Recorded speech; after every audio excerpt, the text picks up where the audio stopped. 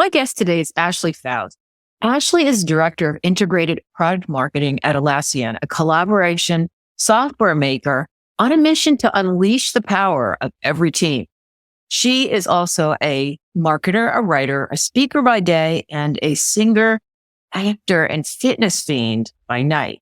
So her work has been featured in Time, Forbes, and the Journal of Brand Strategy, and she shared insights with audiences at the Harvard Business Review Inbound and Marketing Prompt.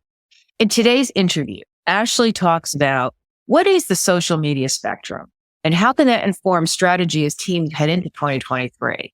Also, what's the biggest mistake that she sees in companies on LinkedIn? And this is a huge question, is there a perfect mix of content between the author, the algorithm, and audience focus? Hey, Ashley, thank you so much for taking time to talk to me today. I'm so excited to talk to you. This is going to be fun. Yeah, I'm excited too. This will be a good one. Yeah. And we have to start with, first of all, we have a lot of things in common. Like I was looking over your bio and the fact that it's such like an oxymoron, counterintuitive. We're both like are into baking. Well, I'm not into it anymore. I guess that's something you started. And that's how we actually started talking on LinkedIn is you posted like, hey, and you had this beautiful cake. I was like, I used to be a professional baker. You're like, what? I know. And then we get on and it's like, yeah, and I also did like personal training. And so it's crazy. I think we've been like chasing each other around in the universe. Parallel lives. Exactly. I just read a book actually, called Maybe in Another Life. And the way it was told was basically like this one night, the choice to either stay out or go home completely changed the trajectory. And so the chapters basically alternated between the timelines of what happened depending on the choice. So yeah. Interesting.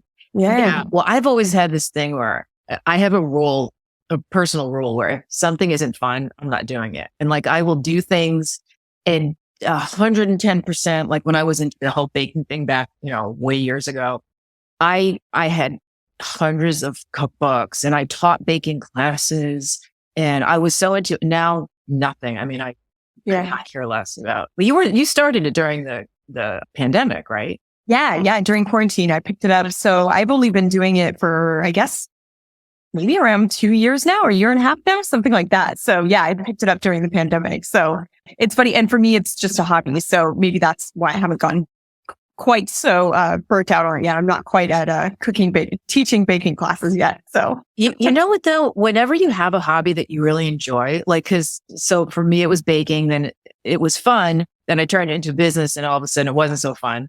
And fitness, I was always into fitness. I became a trainer and now I train myself, but I'm not like into that anymore. I mean, do you find that like you just you take something or do you work as a personal trainer too? Or did you? No. So one time years ago, I got into my head. I was taking this boot camp class that I loved.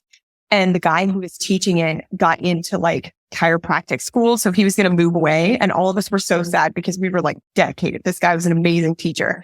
And so I decided, I was like, well, if we just need a teacher, I can teach this class. And so, but it was a corporate gym. So they wanted me to like do all these other classes and everything. And then it turned out that I was traveling a lot for work. And so I was getting all of these people calling to be like, can you take my shift for cycling? Can you take my shift for bar? And I'm like, funny. No, I literally just wanted to teach this boot camp class because the guy was leaving. Right. So that was my one foray that I never taught a class. So yeah. So no, now I just train myself.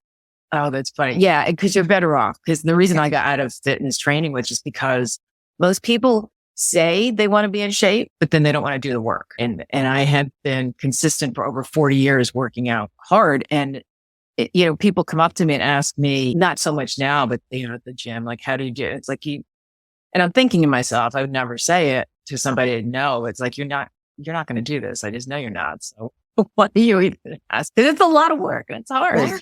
But speaking of fitness, so what people are into fitness, like the beginning of the year is always a time when everyone's like, that's when the gyms explode with memberships and within 3 weeks, everyone's gone.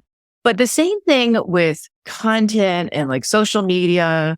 and personally, I'm thinking of what I can do in 2023. Doesn't that sound like a futuristic time? I know. It's so weird to be talking about it. It feels like it's so far away, but it's like, nope, that's in 3 weeks. Right. But even like, I remember going to a party in 1999 when it was turning 2000 and everyone's like, oh, planes are going to fall out of the sky and stuff. And that was like 23 years ago. So it's crazy.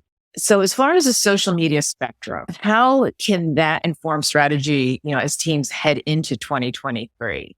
So I'm seeing this a lot too. This conversation is coming up about how to do more with less, right? Like macroeconomic climate.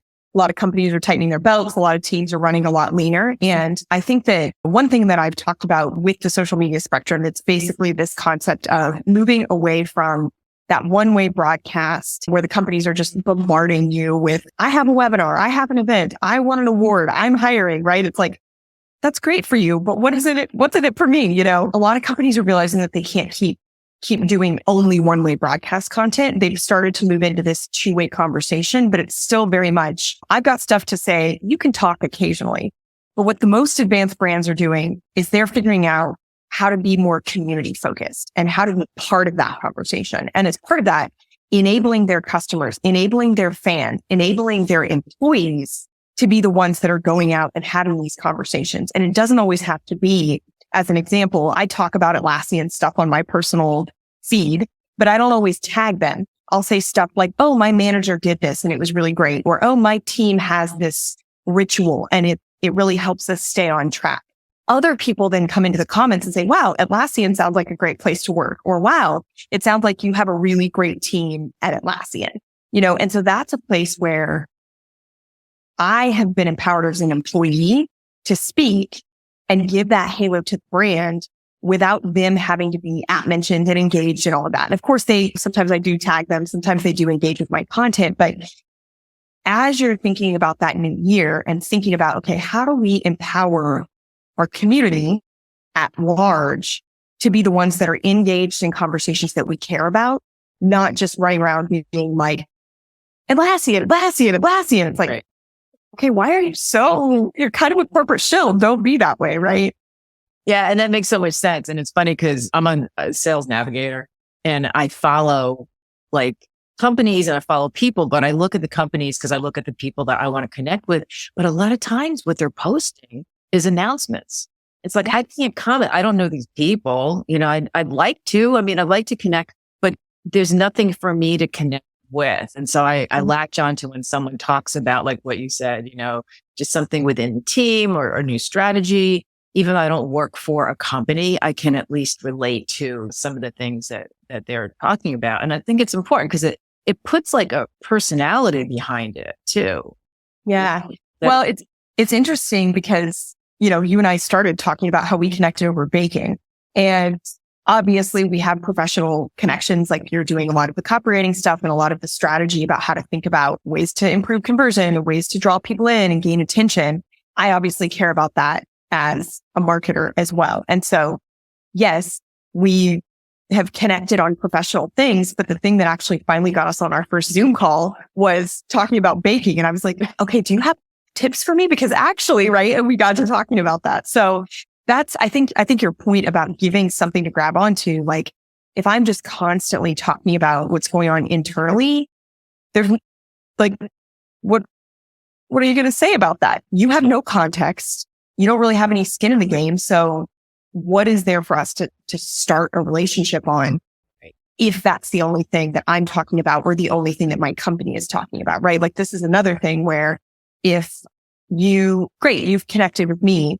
Now, if you go to the Atlassian company page and all you see are just announcement, you're kind of like, okay, well, I can connect with Ashley about cakes and copywriting, but I can't relate to, the others. Relate to Atlassian, right? Like, so empowering the people to have that bridge and to be those bridge builders for you. I think that's something that maybe that could be a New Year's resolution for some of the companies is like, get out of that megaphone or one-way broadcast, even getting out of that two-way conversation and get into that multi-way, multi-value add, omni-channel community space.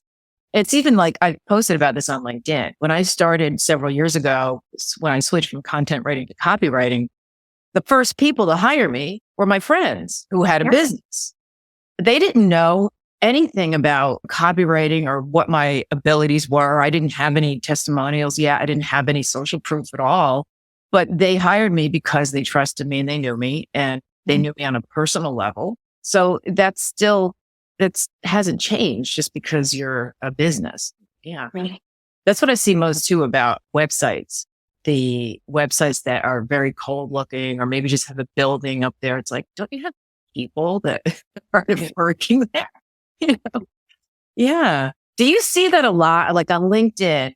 So some of the mistakes that these companies make on LinkedIn, you kind of cover, you touch on them. So what are some of the other things that you see that could be better? Yeah. I think from like zooming all the way up to the high level strategy, the idea that the employees are going to be equipped by the company to like tell the company message, I think that's a completely backward strategy. I don't think that the company should be the ones telling the employees what to share, how to share. Same thing on customer stories, right? Like I see this a lot. Fortunately, not at Atlassian. We're great about going and being like, customer, what story do you have to tell? How do you want to tell it? But I've definitely seen this at other organizations and in the past where it's like, I'm going to write a customer story and then I'm going to find the customer who like embodies that story.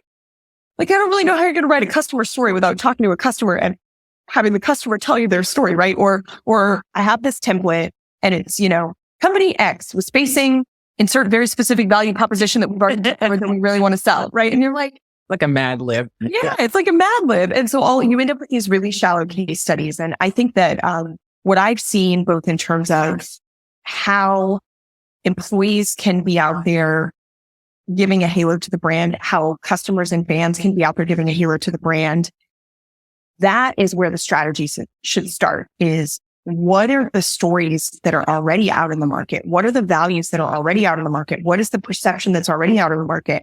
How do we harness that and enable that and empower that? Not, we've decided that our brand campaign in Q1 of 2023 is for employees to share this or to send social media assets to our customers. I mean, why would they want to post that? Right. So I think that's the biggest thing is it's actually more of a strategy that's wrong. Like the tactics can change as we've seen. I don't know if you read Richard Vanderblom's algorithm report. He just came out with it maybe a month ago at this point, and it's phenomenal. It's like 60 pages and it's got all of this nitty gritty stuff about the algorithm, about comments and engagement and times to post and types of content, all of this nitty gritty stuff. That information changes fairly regularly. I think he releases that report once, twice, 3 times a year. But the strategy in those relationships, that's the thing that doesn't change.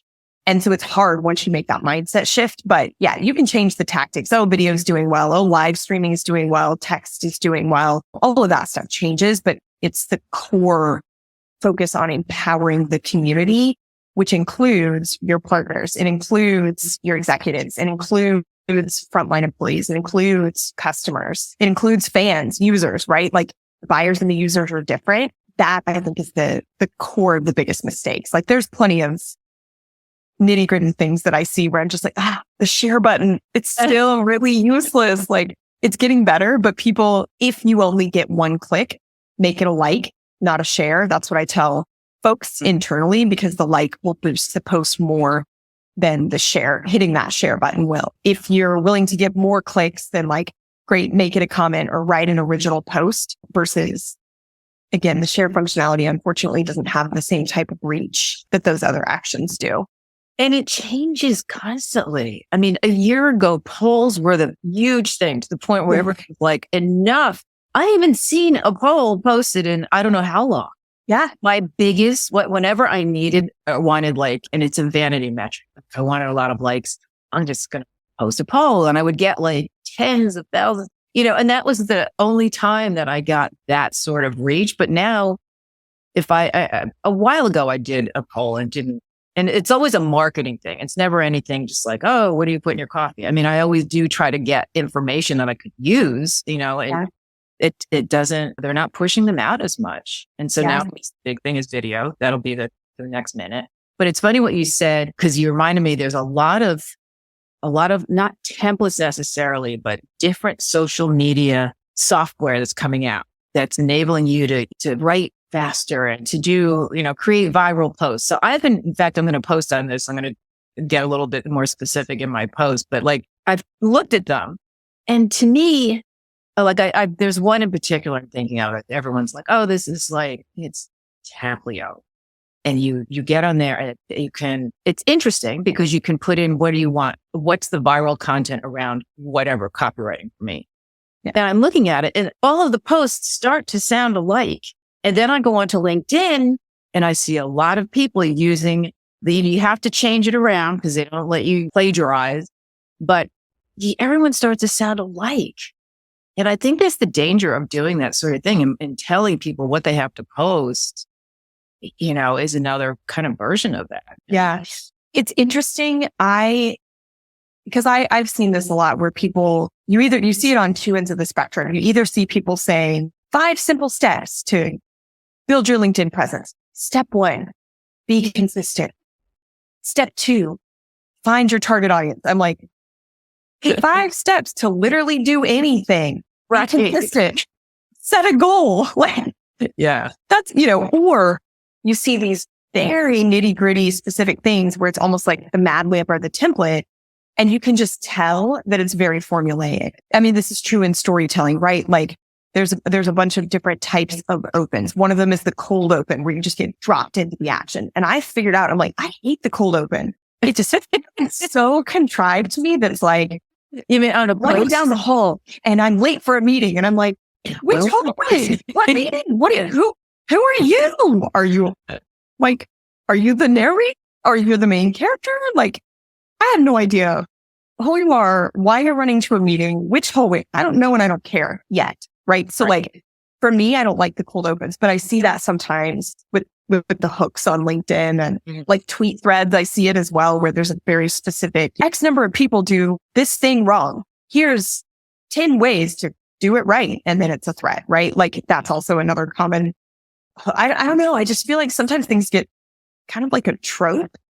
Yeah. And you just see it over and over. And then I don't know. I feel allergic to it. I much prefer to let. I spoke to a woman quite a while ago who actually produces, I think she worked for, not MTV, but she did like script writing. And she told me that it's ruined her ability to watch movies because she said there's formulas. And she goes, I know what's going to happen. And they're going to do this and they're going to come back. And she said, I have a really hard time enjoying a movie anymore because I know. And I thought about that. And I'm not the type of writer that does that. I mean, my formulas are copywriting formulas, so it's a little bit different. I can spot the copywriting formulas, but it's not like it's going to change anything for me. It's copywriting. Yeah. But if it was a story, I could see how that would, because you kind of know, even just the casual movie goer, somebody who watches movies, when you think it's over, it's not over. And, okay, how much time is left? It's like, okay, so there's going to end and it's not. It does get predictable, even if you're not, in the movie writing business, but still. Well, so when you talk about like algorithm and the author and the audience, is there like a perfect mix? Because it seems like it's always changing. Yeah. So I just threw that little alliteration assessment out a couple days ago. And within 24 hours, I've actually changed my mindset on it because a number of commenters came back and they're like, what about this? What about this? And I was like, good point. Like the way that I had framed it up and the comment that actually, or I guess somebody else's post that sparked that comment was basically talking about how there is so much self-serving content on LinkedIn, on people's blogs, on Twitter, that everything is very much like all about me or all about the company. And instead it should be serving the audience. Right. And it was also talking about how just because something like a post goes viral doesn't mean that it's actually adding value to the audience. And it kind of in my head, I was like, oh yeah, that's like author, algorithm, and audience. It should always be the audience. But so I actually decided, I was like, I'm going to go back through my own posts and see like what the balance is, how often, because I know, I mean, we all do it. Just like you've said, you're like, oh, anytime I want, to boost my vanity metrics, I would post a poll, right? Like I know full well there are certain things that will skyrocket the reach or skyrocket, the engagement. the quality of that reach and engagement is a different issue, right? So I went back through my posts and found some things where it was very clearly author content. Like one of them, it was actually about cakes. And I literally put the copy was like, I made these cakes. I'm proud of them. Like, that's it. That's the best. And then in parentheses, I was like, make whatever connections to business lessons that you want to make you feel like this belongs on LinkedIn, right? Like, Is that the one where I responded? Is that the first one? it might have been. But then see, this is the funny part, right? Like multiple people were like, well, author focused content is a way for people to get to know you.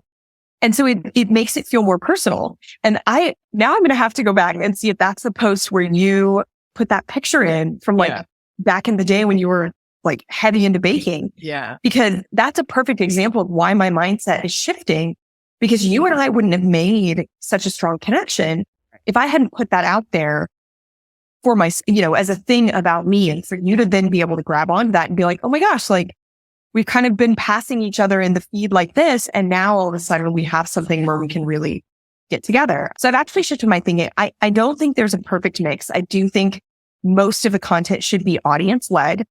I do think that if something is going to be author centric, and Michelle J. Raymond actually posted an excellent comment that helped me kind of shift my thinking on this. Her comment was, will this post help me build a relationship?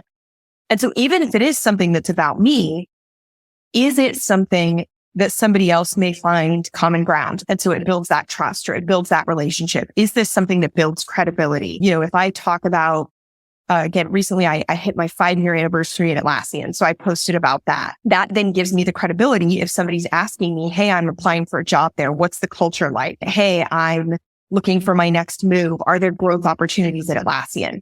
That post is something I can point back to and say, here's what I've experienced since I've been there. And now I can say that, and it gives some credibility, right? If I'm hiring or saying join my team, for example. And then the algorithm posts, a couple that I found, some of them were literally like LinkedIn loves when you talk about LinkedIn. I've heard that. Yeah. Yeah. It's like because of course, right? If you're like, oh, this is what works on LinkedIn. Of course, LinkedIn is like, good job. You're talking about us, It's right? like in sales, when you use the person's name over and over. Exactly. The LinkedIn bot or whatever is like, oh, they're talking about me. They're talking. It's like lights up. So, but that can be useful. That could be for maybe somebody who's new to LinkedIn that doesn't know kind of how things work, or they're just getting started. That information is actually useful. The fact that it also happens to improve reach or improve engagement. I posted something. There was one where I was wearing like a glittery face mask. And so I did a selfie picture with the glittery face mask. And I was speaking at Slack Frontiers. So I tagged Slack and I used the Frontiers hashtag. That is freaking algorithm gold. A selfie that's like kind of weird, tagging a big brand for their event. And of course that post did very well for me. Numbers wise, if you look at my average, that post is probably in my top 10 for reach. So because Slack engaged with it and obviously it did really well, but it also humorously ended up being, somebody was like, oh my gosh, I love face masks. And that one looks amazing. Where did you get it? So I put a link in for where they could buy it, and they bought it. They put a picture in the thread of them holding their mask, right? So now you're an influencer. That's why I said, I was like, of all the things, I'm apparently a face mask influencer. That is fun. Now, did you do that strategically when you use that mask? Did you say, oh, this would be a good opportunity? Or was it sort of like you're goofing around and you thought, I'll just post this? Or was it? Oh, no, I definitely thought about it. I brought the mask because I was traveling for a long time. I knew my skin was going to be dry. So I brought the mask. But then mentally, I was like, okay, how am I going to craft a LinkedIn post? I have to post this. How am I going to craft the post? And then I ended up doing it. I basically did a follow-up when I was speaking at Inbound. And I was like, apparently I have a tradition now where I'm like doing this mask, right? So I've done 3 posts in that style and all of them do well. And your skin has never been better. And my skin is glowing, right? It's so funny because I think of that stuff like when I get my hair done and I got foils in it and stuff. And sometimes I was sitting there and it's like I get bored. Like, I wonder if I took a selfie, but I'm so self-conscious. It's just me. And I'm such an introvert when it comes to that stuff. And that's the thing too, is I never know how far to go. Like there was somebody who posted about hating cats. Now, I understand people are cat people or dog people, or maybe they don't like, but to put that on LinkedIn, this was a couple years ago now, I unfollowed her because I have worked rescuing cats. I have 2 rescue cats. Yeah. And it just got me in such a way that, because I think about that for myself. And I think, well, I don't want to post something that is going to be really polarizing. To me, I don't know why you would put something like that out anyway. Even if you did it, I can respect people's feelings, but why would you put that on a LinkedIn post? Yeah. So do you have like rules about like, how do you know? Yeah. So my general rule on that kind of stuff of like vulnerable posts or personal posts, I try really hard not to put the negative stuff out there. Yeah. Every so often I'll put something out where it's just like, listen, we all get frustrated or bored or tired on the journey. Like that's a thing that happens. But in general, I prefer to put things out that are more almost kind of like truthful or like peek behind the curtain, like, and the face mask thing, right? Like it was so funny. I had a couple of guys comment, they're like, what am I looking at here? Stay on your face. Like, what is this? And so it was more the stuff that for me, that line of personal is more, is this something that lots of people do, but nobody really talks about? Or is this something that will make you smile or just looks ridiculous? I mean, face masks look real ridiculous. Like they just do. They're real weird, And so that's something like that where it's like, and I heard a number of people DM'd me and were like, thank you for sharing that you have a pre-conference routine.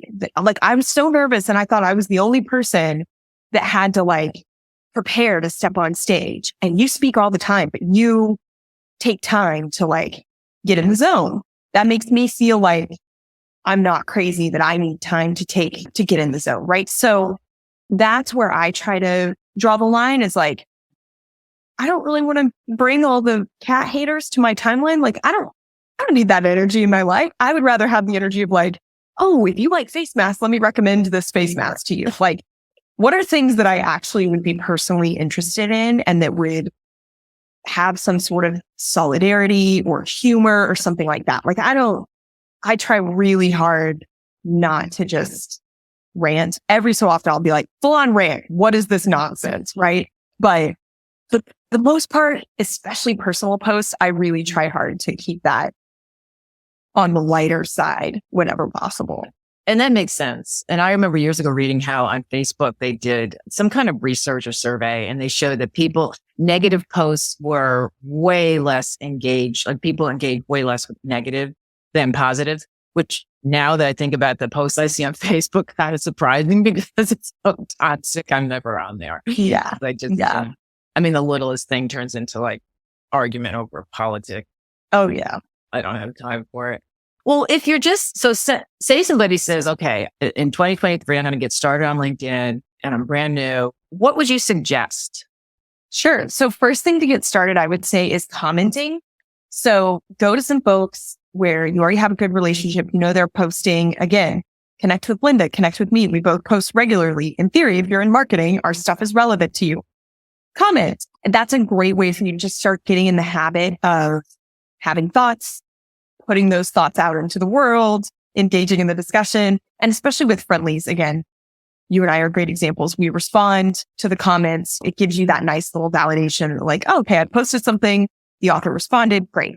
So that's the first thing. And I would say that the big key to that is leaving value-added comments, not just saying, oh, I agree. Oh, great post. Love this. Like, no, do you have thoughts on this? Right? Like, again, how would I have shifted my thinking if everyone was just like, I agree, I disagree. Okay, well, why do you agree or why do you disagree? Like, help me move forward in my thinking as well. So that's the first thing, is comment. The nice thing about value-added comments is then that allows you to potentially turn those into your own posts. Mm-hmm. So I've done that a ton. It saves me time. I again, from an algorithm standpoint, the algorithm likes to see that you're engaging. And if I've left a value-added post, maybe that's something that I can then turn into an original post in my own timeline. So those are two things, the commenting. The other thing, and this is kind of a pair if you're just starting to post original content, is share a question that you asked today and then share a question that you answered today. And so I'm convinced people create content all day, every day, but it's trapped in Slack messages. It's trapped on whiteboards. It's trapped in email. It's trapped in conversations. And so if you look back and you think about what's something that somebody asked you and you gave an answer, and you may be like, well, I don't know. I mean, somebody just asked me like, what time is this meeting today? All right.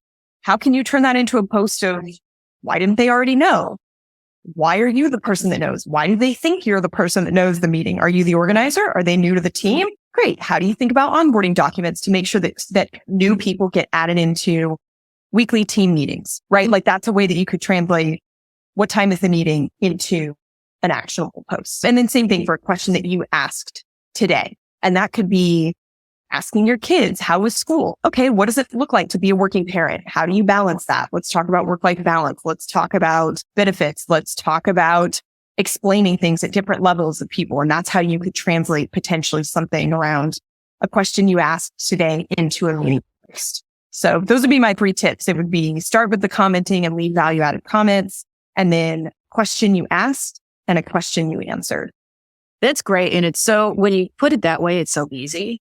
It's like, well, because the first, the first reaction would be, yeah, I was asked what time the meeting was. How am I going to possibly instead of like immediately going to, oh, I can't, just like stop for a second and think. And that's even like as a writer and as a copywriter, I'm always looking for those kind of offshoots of take this one little piece. But you just reminded me I need to go back, because I do leave value-added comments because I would rather do that than post my own stuff. But I know the comments are easier for me because it's even like with my humor. Like I'm funniest when I'm with somebody else who I can, like a straight person. Like I have like friends of mine who just feed me stuff without even knowing about it. And yeah, they think I'm hilarious but it's because of them. Because they gave me this stuff that I'm like, what do you need? So it's almost like that with the comments. Like I'd rather respond than to come up with something new. But well, this has just been great. And so tell me, like, where can people find you and find out more about you and what you do? I think they will all be shocked to say, find me on LinkedIn, given how much we've been talking about this. I do have a Twitter account. I've never been very good at Twitter. Like I just don't think in that quippy way. And now with that platform finding itself again, I have been less active there. But if you are a Twitter person, you can find me on Twitter. I hang out there some. But yeah, primarily on LinkedIn is the best place to find me. That's awesome. Well, thanks so much, Ashley. I really appreciate your time today. Yeah, it's a fun conversation. Thanks for having me.